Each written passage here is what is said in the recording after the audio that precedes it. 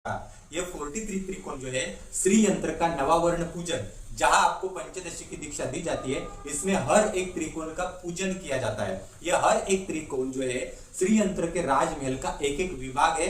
यहाँ पर एक एक शक्ति वास करती है। तो उदाहरण के रूप में मैं आपको बताता हूं कि ये एक एक त्रिकोण में किसी में अमृत रखा है, किसी में रत्न द्वीप रखा है। रत्न द्वीप मतलब अलग अलग उपरत्न होते हैं, उनका वो द्वीप है। तो किसी में कल्प वृक्ष की वाटिका है, किसी में हरिचंदन वृक्ष है, इसकी वाटिका है। वाटिका मतलब बगीचा। किसमें मंदार, पारिजात, कदम्ब, ये वृक्षों का बगीचा है।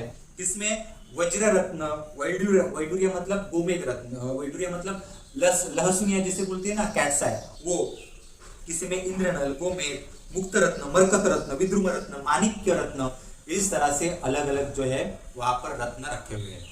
एक त्रिकोण में माणिक्य मंडप रखा हुआ है। माणिक्य मंडप मतलब वहां के जो खंबे है, वहां का पोर्शन है और वहां की जमीन है, वो पूरी की पूरी माणिक रत्न जो होता है ना, पूरा माणिक रत्न आपको दिखेगा। आप कल्पना कर लीजिए माणिक रत्न गुलाबी रंग का होता है, तो पूरा का पूरा उस त्रिकोण का जो विभाग है पूरा माणिक रत्न से भरा हुआ है।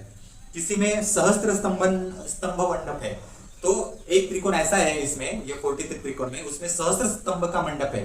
सहस्त्र स्तंभ मंडप, वहां पर ललिता त्रिपुर सुंदरी की कोई विशिष्ट शक्ति वहां पर रहती होगी।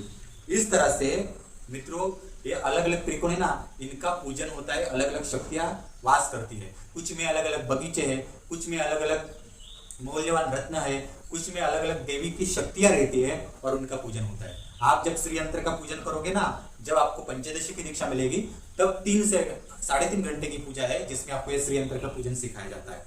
तो आपको समझ में आ गया। तो 5 शक्ति त्रिकोण और 4 शिव त्रिकोण से ये पूरा विश्व सृष्टि निर्माण होती है। अब आपको समझ में आ गया कि इसमें ये जो योगिनी हृदय नाम का ग्रंथ है, इसमें भगवान शिव पार्वती से कहते हैं, तच्चक्ति पंचकम सृष्टिया लये नाग्नि चतुष्टय पंचशक्ति चतुर्वन्नी संयोगाश्च चक्र संभवा। मतलब 5 शक्तियों और 4 वन्नियों के द्वारा, 5 शक्ति मतलब 5 शक्ति त्रिकोण और 4 शिव त्रिकोण के संयोग के द्वारा श्री चक्र का स्वरूप बनता है। यह संयोग शक्तियों का सृष्टि क्रम से और वन्नियों का लय क्रम से होना चाहिए। तो मतलब शक्तियों का इस तरह से 5 शक्तियां, त्रिकोण जो होते हैं नीचे जाते हैं और शिव त्रिकोण ऊपर जाते हैं और इनका मिलन होता है और इनके मिलन के द्वारा ये चक्र का निर्मित होता है। श्री यंत्र का बीच वाला हिस्सा यह बनता है। आपके सामने वो पूरा डायग्राम रखा होगा मित्रों। तो ये आपको समझ में आया होगा कि मतलब यहाँ इस लेक्चर से आगे श्री यंत्र का शुरुआत होता है कि एक एक एक्सप्लेनेशन आपको मिलेगा कि स्टेप बाय स्टेप श्री यंत्र की निर्मित कैसे होती है। तो यहाँ पर